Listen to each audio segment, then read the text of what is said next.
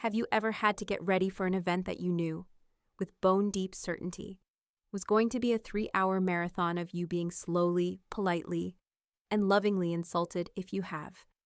Then you know exactly how I felt last Tuesday, straightening my ridiculously sensible sweater in the rearview mirror of my ridiculously sensible 10-year-old Honda. Tonight was a mandatory family dinner, and it was a special occasion, the semi-annual Let's All Feel Casually Disappointed in Clara festival. This time with a side of overpriced sea bass. If you've ever been the family member who is judged by what you have in your driveway instead of who you are, hit that like button and stick around. This story is for all of us charity cases. The restaurant my mother had chosen, Aura, was exactly the kind of place my family adored. It was painfully trendy, ridiculously loud, and designed less for dining and more for being seen. The decor was a jarring mix of industrial concrete and velvet banquettes. And the menu didn't list prices, which is the universal signal for, if you have to ask, you can't afford it. I handed my keys to the valet, who gave my trusty Honda a look of profound pity before parking it, I'm sure. In a special section reserved for the help, I walked in and was immediately hit by a wall of noise and expensive perfume. And there they were, already seated at a prime circular booth in the center of the room. A perfect little island of judgment in a sea of socialites. My younger brother, Alex, was the man of the hour. He was holding court, his teeth aggressively white against his spray tan, wearing a suit so sharply tailored it looked like it could cut you. He was an investment banker, the golden child, the physical embodiment of my family's entire value system. My father, Robert, sat next to him, beaming with a proprietary pride, as if he himself had personally closed Alex's latest deal. My father loved the trappings of wealth. He wore a gold watch that was a little too big, a little too shiny, and he held his wine glass with his pinky extended, a gesture he probably picked up from a movie. My mother, Helen, was the queen of the affair. Her smile bright and brittle, she was the family's social director, the one who enforced the narrative. And the narrative was simple. Alex was a resounding success. And I was a project. Clara, darling, you made it, my mother chirped, her eyes doing a swift, brutal calculus of my outfit, a simple black cashmere sweater, dark jeans, and flat leather boots. The appraisal was over in a second. I had failed. You look so comfortable, she finished, which was her code for you have completely given up on life. Hi, everyone, I said, sliding into the booth. Sorry I'm a few minutes late. Traffic bad in that old clunker of yours? My father asked without looking up from the wine list. It wasn't a question, it was a statement. Your car is old, you are poor.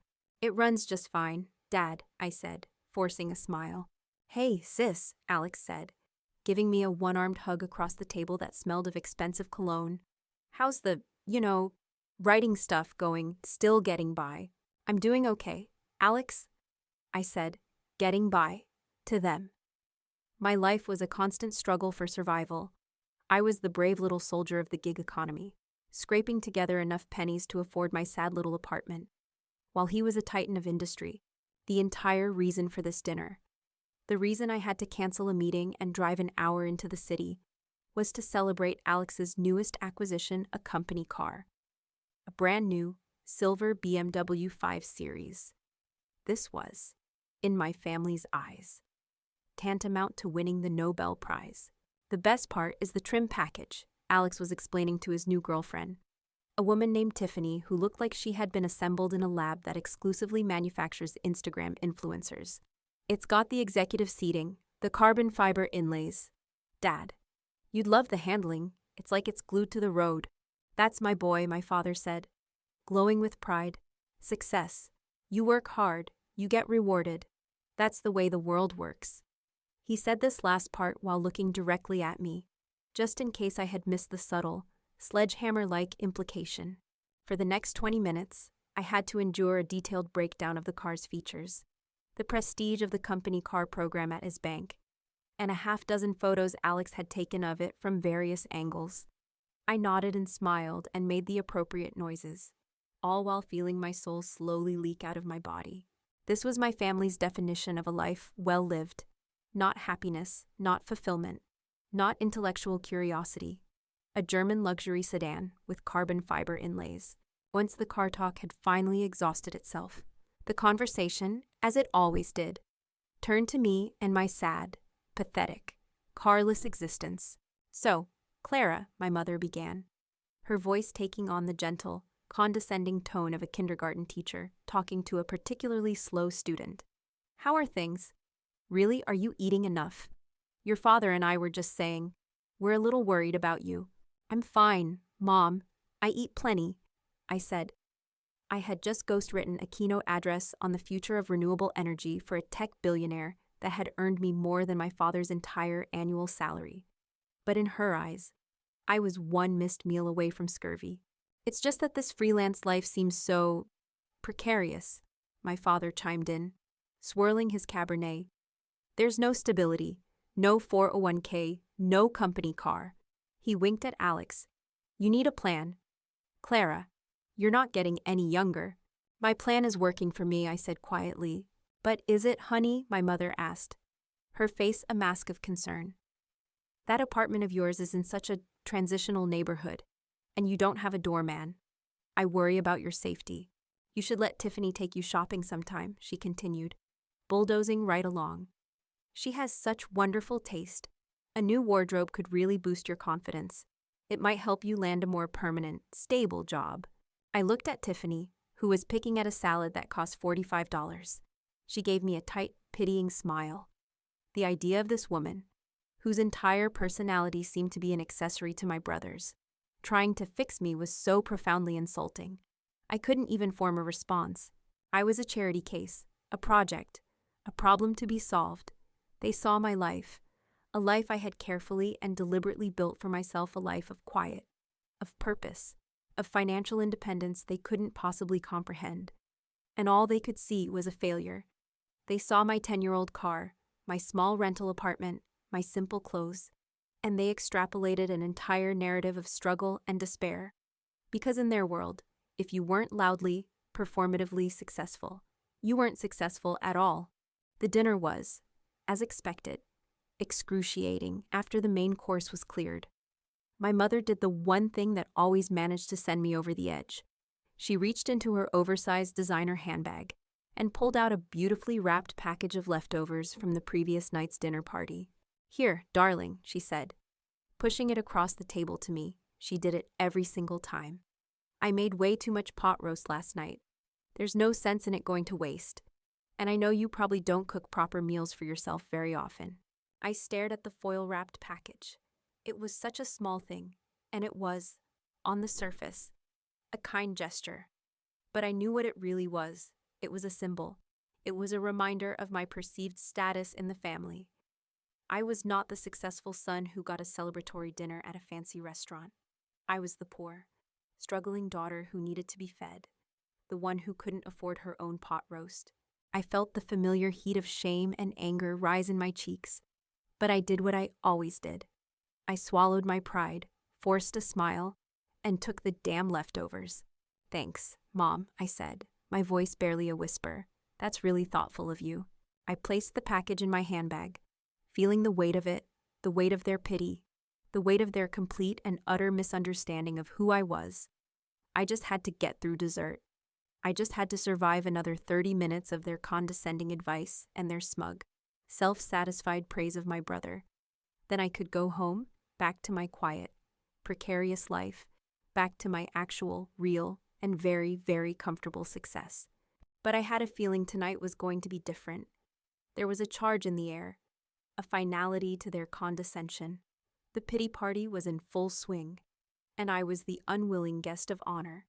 As my father droned on about the importance of a 401k and a respectable career path, his lecture aimed squarely at my head. My mind did what it does best. It escaped. It drifted away from the noisy, pretentious restaurant, away from the pitying looks and the smell of truffle oil. It traveled back 10 years, to a different dinner table, to the moment I had sealed my fate in their eyes. Back then, the dinner table was in my childhood home, covered in my mother's best lace tablecloth. Alex had just been accepted early into the Wharton School of Business. The entire evening was a coronation.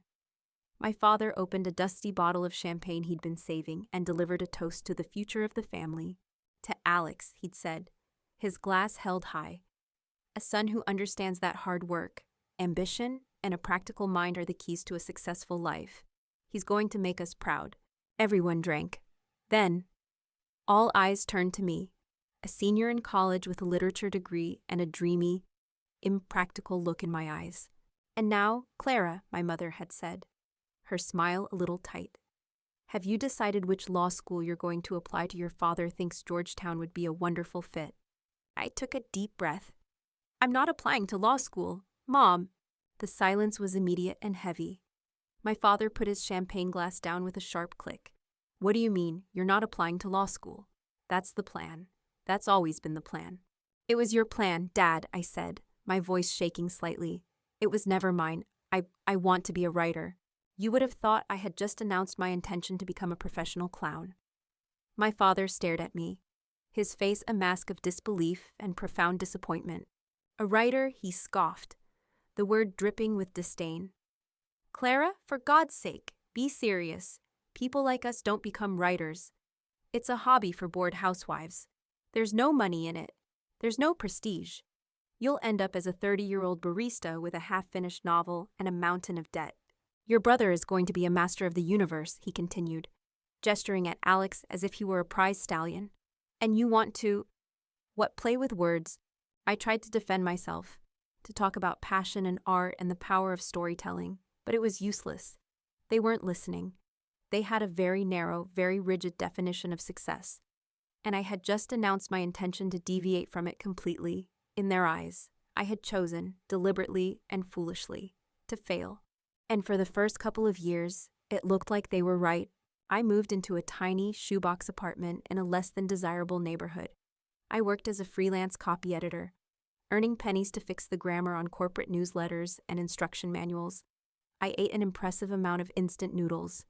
My life was a struggle, and on the rare occasions my parents would visit, they would survey my cramped apartment and my cheap furniture with a look of grim satisfaction. See, their eyes would say, "We told you so. It's not too late to come to your senses." They loved that version of me, the struggling artist. It fit their narrative perfectly. It made them feel wise and prophetic. It allowed them to offer me pity and bags of leftovers, solidifying their roles as the successful patriarch and matriarch and mine as the wayward child. What they didn't see, what they never bothered to ask about, was the work I was doing in the background. My breakthrough didn't come from a literary agent or a publishing house. It came from a skill I didn't even know was a commodity: the ability to listen. A former college professor connected me with a mid-level tech executive who needed help writing an article for a business journal. He was brilliant at coding, but couldn't string 2 sentences together. I spent hours interviewing him, not just asking about his work, but about his passion, his vision, his way of seeing the world. I didn't just edit his words. I climbed inside his head and found his voice. The article was a huge success. He recommended me to his boss. His boss recommended me to a friend who was the CEO of a much, much larger company. And suddenly, I had found my niche. I had a rare, almost freakish talent for becoming a voice chameleon. I was a ghostwriter, but I wasn't writing tell-all memoirs for forgotten celebrities. My clients were the people my father read about in the Wall Street Journal with a mixture of awe and envy. Tech billionaires who wanted to write books about their leadership philosophies. Hedge fund managers who needed powerful, persuasive keynote speeches. Visionary founders who wanted to translate their complex ideas into compelling narratives. They didn't just want a writer, they wanted a ghost. Anonymity was the most important part of the job. I signed ironclad non-disclosure agreements. My name never appeared on a book jacket. I was a secret, a phantom who moved through the highest echelons of the business world, leaving a trail of best-selling books and viral TED Talks in my wake. And the money was astronomical. These people didn't pay by the word. They paid for access to their own legacy.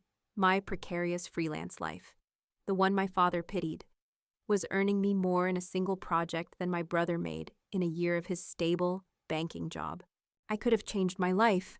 I could have bought the flashy car, the designer clothes, the penthouse apartment. I could have walked into that family dinner, dropped the keys to a new Porsche on the table, and watched their jaws hit the floor. But the thought repulsed me. I had seen, up close, the lives of the mega-rich. I'd also seen my own family's desperate, pathetic worship of the appearance of wealth, and I wanted no part of it. My success was mine. It was quiet. It was private. It was based on the substance of my work, not the performance of my wealth, if I told my family. I knew exactly what would happen. My success would become their new story. My father would brag about my famous clients at his golf club. My mother would try to leverage my connections to climb the social ladder. My brother would see me as a new, improved ATM. My quiet, authentic life would be over, replaced by the same noisy, hollow performance I despised in them. So I kept my secret. I continued to live simply, not because I had to, but because I wanted to. I found joy in a life that wasn't defined by status symbols. My old Honda got me where I needed to go. My small apartment was my peaceful sanctuary. My wealth wasn't in my driveway. It was in my investment portfolio, growing silently, powerfully, managed by a discreet firm in Switzerland. I knew the truth about Alex's success, too. I was the one he had called 3 months ago, his voice tight with a panic he was trying to hide, asking for a small short-term loan of $20,000 to cover a temporary shortfall before his annual bonus. I knew his bonus had been a fraction of what he'd expected.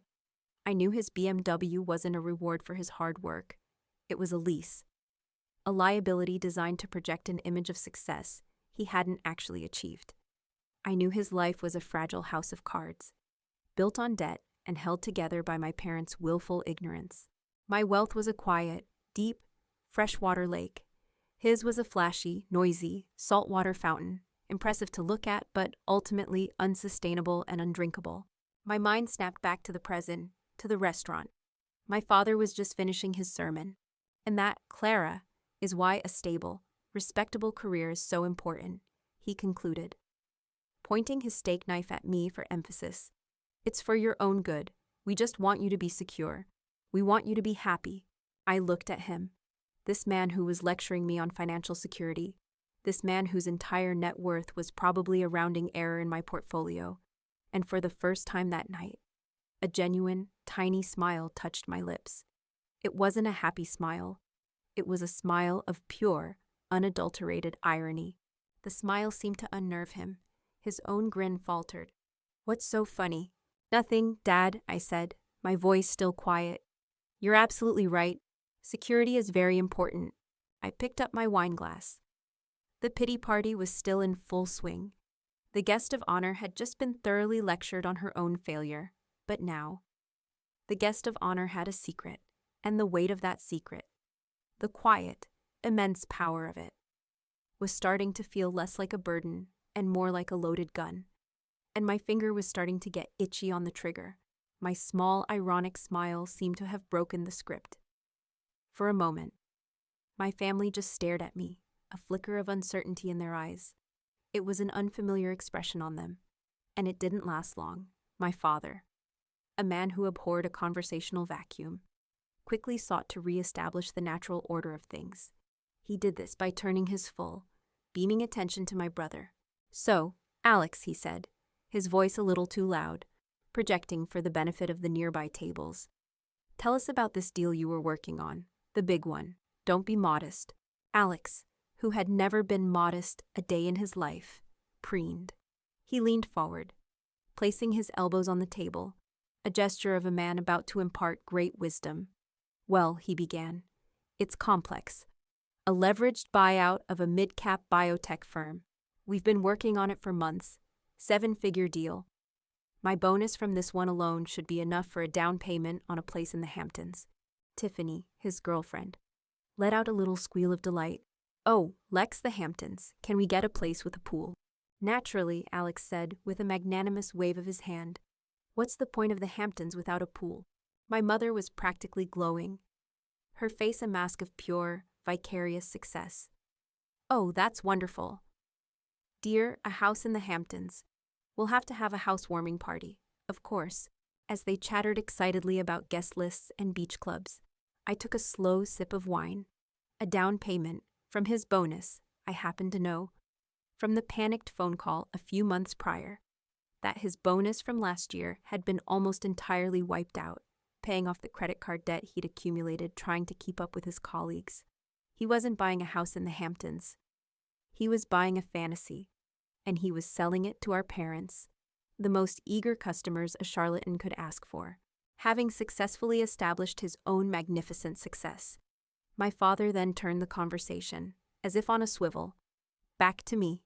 His face shifted from beaming pride to a look of grave, paternal concern. The sermon was about to begin. "You see, Clara," he said, his voice now low and serious. "That's what I'm talking about. Ambition, a real career, something tangible, not hobbies." "Writing isn't a hobby, Dad," I said, my voice quiet. "Of course it is, dear," my mother chimed in, patting my hand. "It's a lovely way to express yourself, but it's not a living, not a secure one. Anyway." "She's right," my father said, seizing the momentum. "Look at your life. You're throwing money away every month on rent for that little apartment. If you had a real job, you could be building equity, you could own something." I thought about the 5 commercial properties my Swiss investment firm managed on my behalf. I thought about the apartment building in Brooklyn that I was the silent majority owner of. I, technically, owned a great many things, but I just nodded and said, "I like my apartment." "And that car," he continued, warming to his topic. "That Honda is a death trap. It's 15 years old. Clara, what happens if it breaks down? Do you have the savings to buy a new one, or would you have to come to us?" "The car is reliable, Dad," I said, my jaw tightening. "It's about more than reliability," he exclaimed, frustrated by my calm. "It's about image. It's about showing the world you're a serious person. Your brother understands that. He drives a car that says, 'I have arrived.' Your car says, 'I am permanently lost.'" The pile-on began in earnest. It was a well-rehearsed symphony of insults disguised as concern. "We just worry, darling," my mother said, her voice dripping with pity. "We want to see you settled and happy, like your brother. Look at Tiffany, such a lovely girl. We want you to find a nice partner, too. But it's difficult for a man to respect a woman who doesn't have a clear direction in her life." So now my career choice was the reason for my single status. Fantastic. Alex, feeling magnanimous in his success, decided to grace me with his own brand of patronizing help. "Look, sis," he said, leaning across the table again.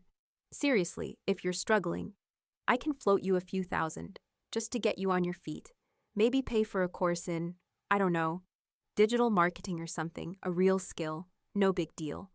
We can even look at getting you into a newer car, a certified pre-owned, something safe." The offer to float me a few thousand, from a man who had begged me for 20,000 just a few months ago, was so spectacularly hypocritical it was almost breathtaking. He was offering me a droplet of my own money back, and presenting it as an act of immense generosity. But it was Tiffany, the newcomer, who delivered the final, most exquisite cut. She looked at me with her wide, perfectly made-up eyes, her expression a perfect facsimile of sincere curiosity. "Oh, Alex told me you were a writer," she said, her voice a high, chirpy thing. "That is so brave. I honestly think that's amazing. I could never do something that didn't have, like, a guaranteed salary and a health plan. I would be way too stressed out about paying my bills all the time. How do you manage it?" There it was, the kill shot, wrapped in a compliment, the assumption that my life was a constant, terrifying struggle against impending poverty, that I was one late invoice away from total destitution. I sat there, the center of their circle of pity, and I felt a strange sense of detachment. It was like I was floating above the table, watching a particularly bizarre and cruel play unfold. They were all so convinced of the narrative they had created. They had cast me as the struggling artist, the failed daughter, the family charity case, and they were all playing their parts to perfection. The anger was there, of course, a hot, simmering rage, bubbling deep in my gut. I thought about my bank account. I thought about the 7-figure wire transfer I had just received for finishing the memoir of the CEO of that social media app. Tiffany was probably scrolling through under the table. I thought about the sheer, blissful release of just telling them, of dropping the bomb, of watching their smug, pitying faces crumble into shock and disbelief. The temptation was immense. It was a physical thing. A pressure building behind my teeth. A desperate urge to say, "You have no idea who I am." But I held it back. I had spent years building my quiet, anonymous life. I had built it specifically to protect myself from them, from their values, from their noise. To reveal myself now would be to lose the very peace I had worked so hard to create. It would be a victory, yes, but a Pyrrhic one. So I did what I always did. I absorbed the blows. I smiled my quiet, enigmatic smile. "I manage," I said to Tiffany, my voice even. "I appreciate the concern, everyone, but I'm doing fine." My refusal to crumble, my refusal to play the part of the grateful, weeping charity case, seemed to frustrate them more than anything. My calm was a defiance they couldn't comprehend. The waiter arrived to clear our plates, a welcome interruption. "Would anyone care for a dessert menu?" he asked. "Absolutely," my father boomed, his good mood returning as he reasserted his role as the magnanimous host. "And bring us another bottle of that 98 Bordeaux. We are celebrating success tonight." He gave Alex a proud look. Then his eyes landed on me. "And don't you worry about the bill, Clara," he said, loud enough for the whole restaurant to hear. "This one's on your brother." Alex beamed, puffing out his chest. Tiffany giggled and squeezed his arm. My mother looked at me with a soft, pitying smile. The humiliation was now complete. I had been publicly declared too poor to even pay for my own dessert. I felt like I was suffocating. The air in the restaurant was too thick. The noise was too loud. Their collective pity was a physical weight pressing down on me. I needed to get out. I needed to escape. I reached across the table for the bottle of sparkling water, my hand a little unsteady. I just needed a drink of water, a moment to breathe. A simple, mechanical action to get me through the next few minutes. It was a small, unconscious gesture, but it was the gesture that would change everything. The humiliation was a physical thing, a thick, cloying fog that settled over our table.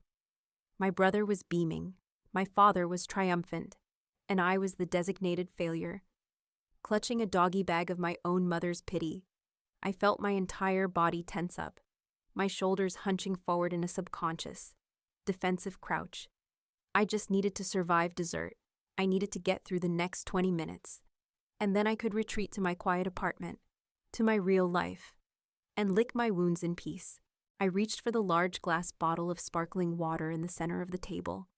It was a simple, unconscious gesture, an attempt to do something, anything, to ground myself. My hand was a little unsteady.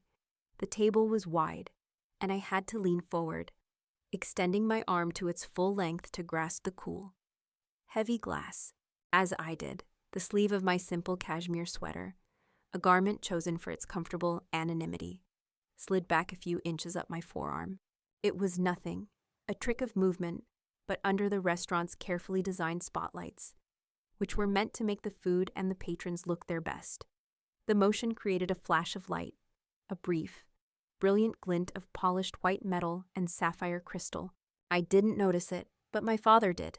My father's eyes were like a magpie's, naturally drawn to anything shiny. He prided himself on his knowledge of luxury goods, a knowledge he used as a social cudgel. His own watch, a solid yellow gold Rolex day date that he called the President, was a permanent fixture on his wrist. It was a loud, instantly recognizable declaration of wealth. He consulted it not for the time, but for affirmation. A constant, heavy reminder that he was a man of substance. His eyes, which had been on Alex, flickered to my outstretched arm. He stopped talking mid-sentence. He squinted. A look of mild curiosity crossed his face, quickly followed by a dawning, smug amusement. I poured myself a glass of water, my back still turned slightly toward him, completely unaware that I was being scrutinized. I placed the bottle back on the table and settled into my seat.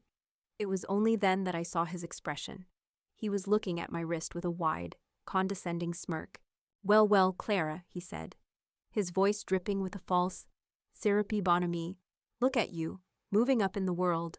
Are we—" I instinctively pulled the sleeve of my sweater back down over my wrist, a flush of annoyance heating my cheeks. The gesture, I knew, would only look like guilt to him. What are you talking about? Dad, I asked, my voice tight. That thing on your wrist, he said, pointing with his dessert fork. Decided to finally try and play with the big boys. What is that supposed to be? A Cartier? My mother, Alex, and Tiffany all turned to look at my wrist, which was now safely hidden again beneath a layer of black cashmere. It's just a watch, Dad, I said. Looks like one of those fakes from Canal Street, Alex chimed in. Eager to get in on the mockery, Tiffany giggled into her napkin. Now, Alex, my father said, waving his fork dismissively. There's no shame in it. A lot of people wear replicas. It's for people who want the look without the, the success. He let that last word hang in the air. A final, poisoned dart aimed directly at me. I just stared at him, my patience, which had been worn down to a single, frayed thread, finally snapping, but it wasn't an explosive snap. It was a quiet, cold, and final one. The watch had been a gift to myself. It wasn't a status symbol. It was a deeply personal, deeply meaningful object. I had bought it 6 months ago, after I'd received the final, staggering payment for ghostwriting the autobiography of a legendary Silicon Valley venture capitalist. It had been the most challenging, intellectually demanding project of my life, and I was immensely proud of it. I had wanted to mark the occasion, not with a party or a fancy car, but with something quiet, personal, and permanent. Something that represented the values I actually admired: craftsmanship, precision, history, and understated elegance. So I had bought a watch. But I didn't buy a Rolex. I didn't buy something flashy that would scream money to people like my father. I had bought a piece of art, a white gold A. Lange and Söhne, 1815. To the uninitiated, it looked simple, almost plain, a classic. 38mm dress watch with a silver dial, simple Arabic numerals, and a pair of exquisitely thin, blued steel hands.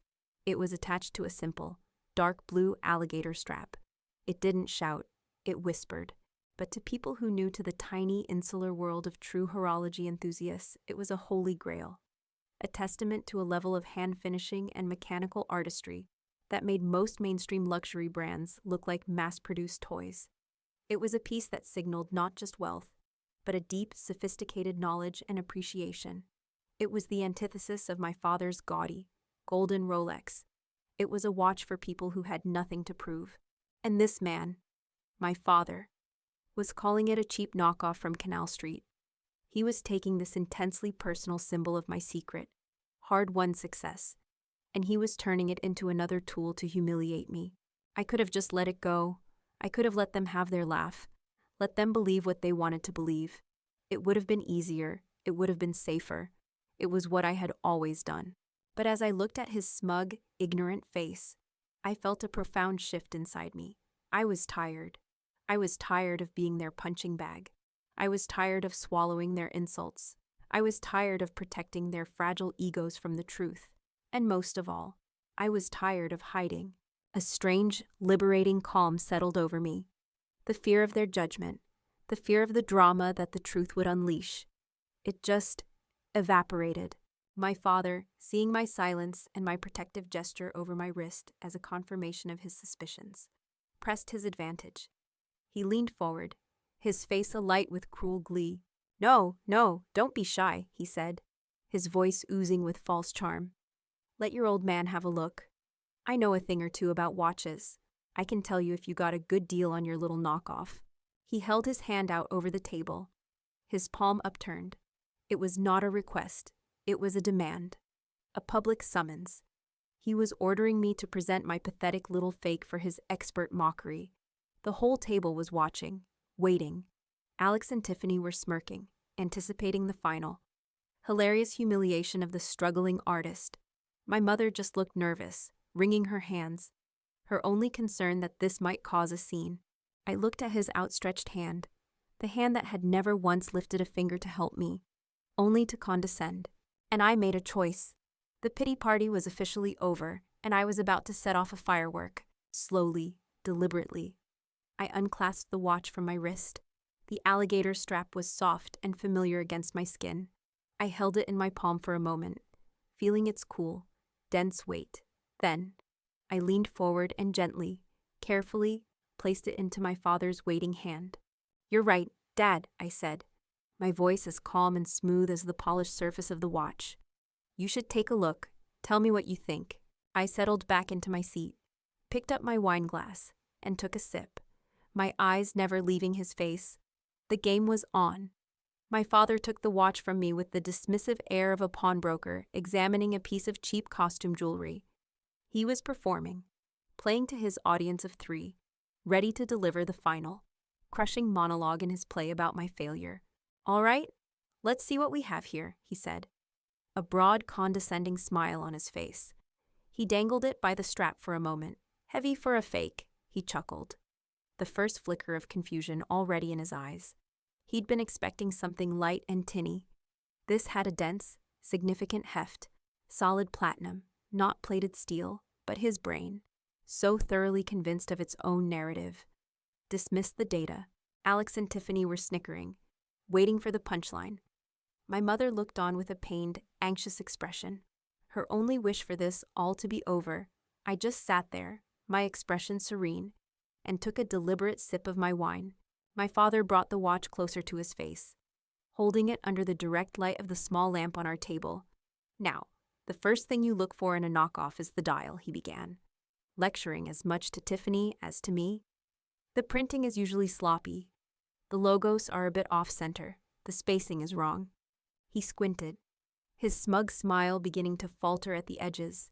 He was looking for flaws. He was finding none. The elegant, black Arabic numerals were printed with a microscopic perfection. The railroad track minute markers were flawless. The brand name A. Lang and Sönen. Glashütte EASA was rendered in a font so crisp and precise it seemed to have been born on the silver dial rather than printed upon it. He ran his thumb over the blued steel hands, which were thin as needles, catching the light with an almost electric blue shimmer, heat blued, not painted. The detail was absurd, impossible for a fake. "The hands are well done," he conceded, his voice losing some of its earlier confidence. The confusion on his face was growing. "A very high-quality replica. It seems," he was still clinging to his narrative, his worldview. His daughter was a failure, therefore.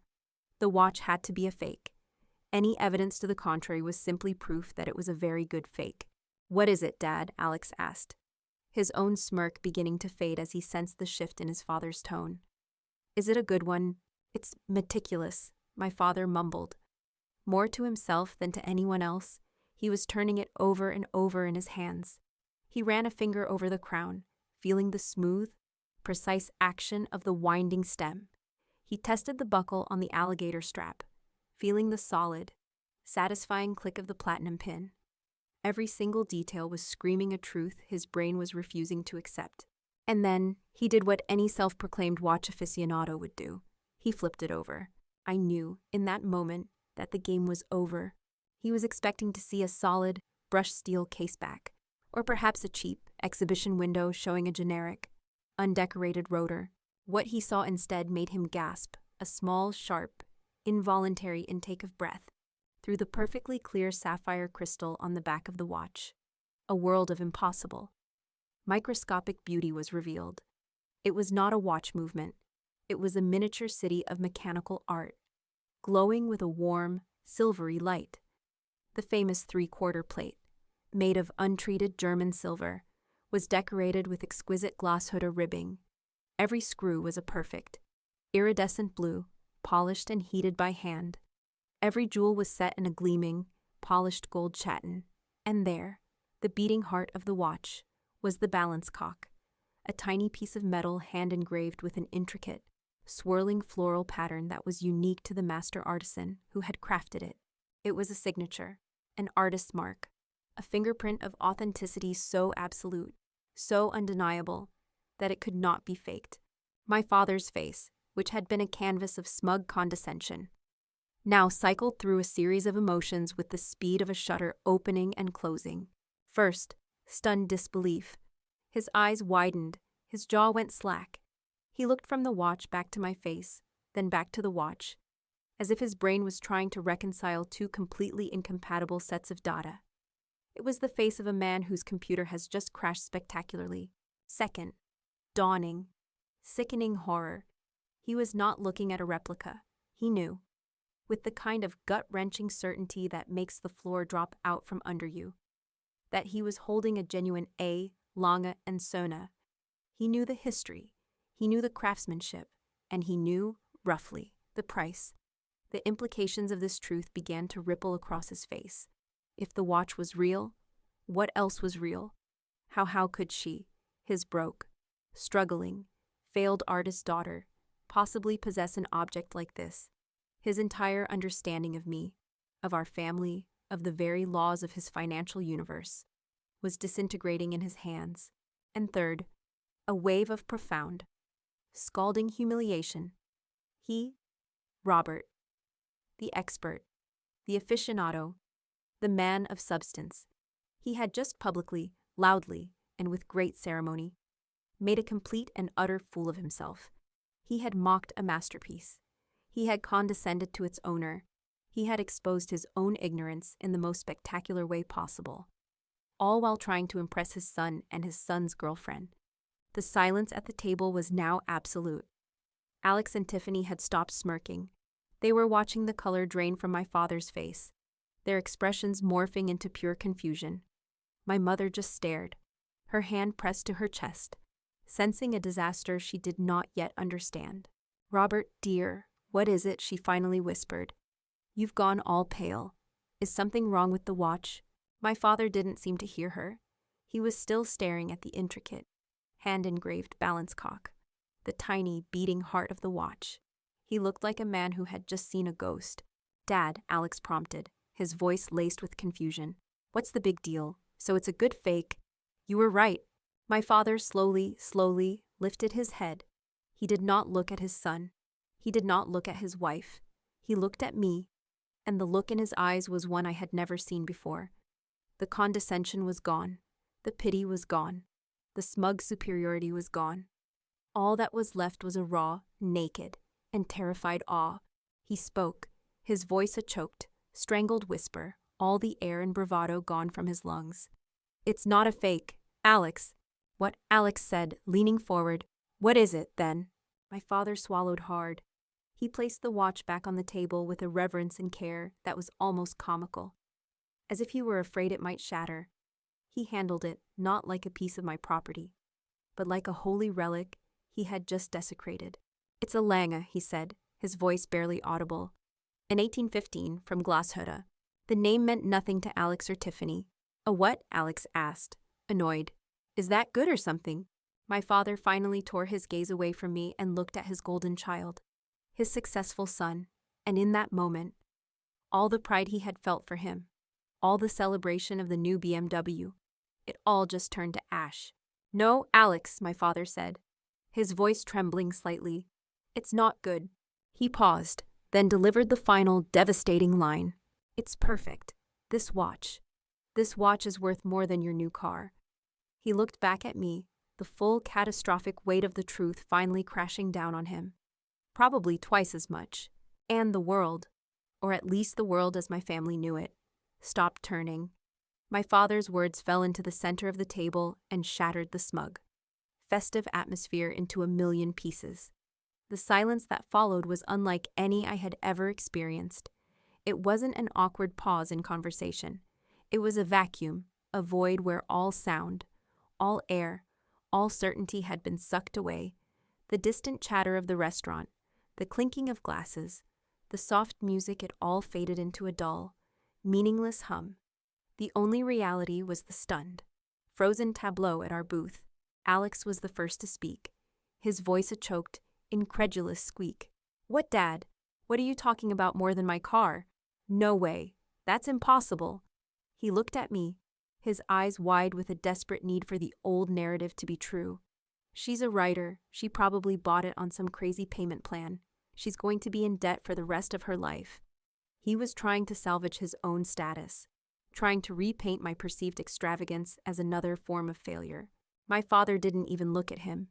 He just slowly shook his head, his gaze still fixed on the watch as if it were a venomous snake coiled on the white tablecloth. "You don't buy a watch like this on a payment plan. Alex, he said, his voice a hollow, defeated whisper. The people who buy these watches, they don't have debt. They have assets. The finality in his tone, the utter lack of his usual bluster, finally silenced my brother. The new, terrifying reality began to sink in. Tiffany, the girlfriend, was looking at me with an entirely new expression. The pitying, condescending smirk was gone. Replaced by a wide-eyed, calculating stare, she was reevaluating me, recalculating my worth. Her brain whirring like a cash register. I was no longer the weird, poor sister. I was a potential asset. A mystery to be solved. My mother just looked lost. Her social playbook had no page for this scenario. The world had turned upside down. Her successful son had just been financially upstaged by her failed daughter, and she had no idea what her role was supposed to be anymore.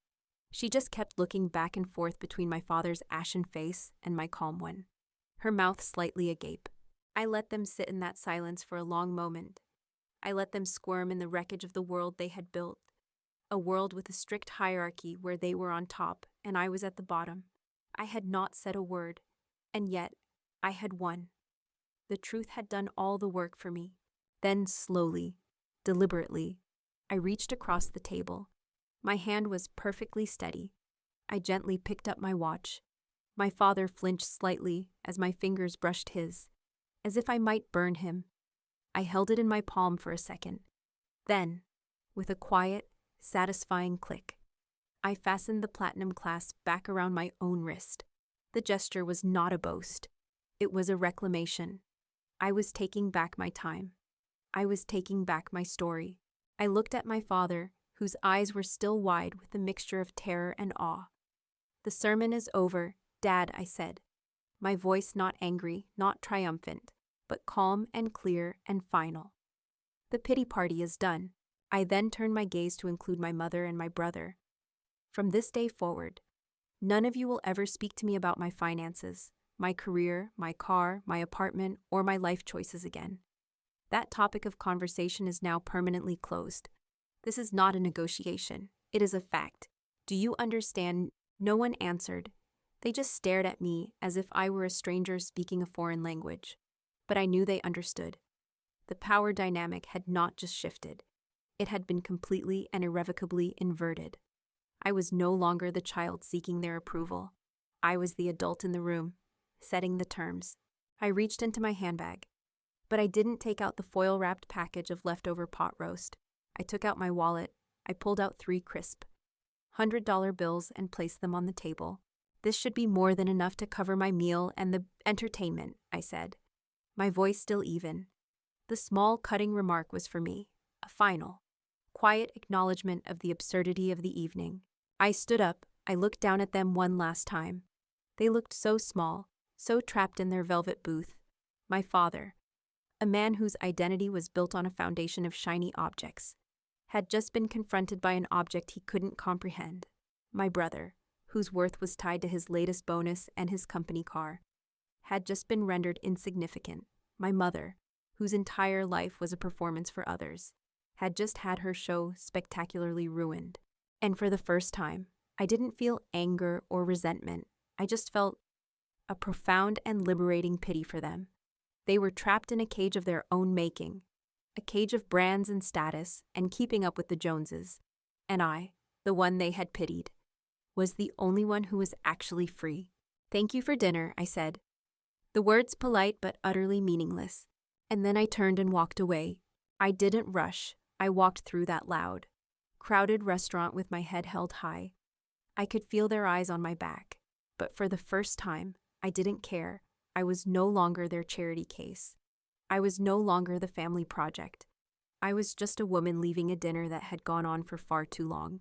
When I stepped out of the restaurant and into the cool, crisp night air, it felt like I was breathing for the first time all evening. The city lights seemed brighter, the sounds of the traffic more vibrant. The world felt new. I handed the valet my ticket, and a few minutes later, my trusty 10-year-old Honda pulled up, looking wonderfully, beautifully out of place among the parade of BMWs and Mercedes. I got in. The familiar scent of old books and coffee a welcome comfort. I didn't drive home right away. I just sat in my car for a moment, the engine humming quietly. I looked down at my wrist. The watch gleamed softly in the dim light of the dashboard. My father had been wrong. It wasn't a symbol of my desire to play with the big boys. It was a symbol of my decision not to. It was a private, quiet reminder that I had built a life for myself on my own terms. A life of substance, not of show. The irony was, in their desperate attempt to humiliate me by exposing my perceived poverty, they had forced me to reveal a truth I had never intended to share. They had meant to put me in my place, but instead, they had liberated me from it. They had wanted to end the argument, once and for all, about my failure, and they had, just not in the way they had expected. I finally put the car in drive and pulled out into the street, leaving the restaurant, the pity party, and the whole bankrupt value system behind me in the rearview mirror. I didn't know what our relationship would be from now on. Maybe they would call, full of apologies or full of rage. Maybe they would never speak to me again. And I was surprised to find that I was okay with any of those outcomes. Their opinion of me was no longer a currency I accepted. My worth wasn't strapped to my wrist. It wasn't parked in my garage. And it wasn't listed on my bank statement. It was in the quiet satisfaction of a job well done. It was in the freedom of my anonymous life. It was in the unshakable, peaceful knowledge that I was enough, all on my own. And that was a kind of wealth my family would never, ever understand.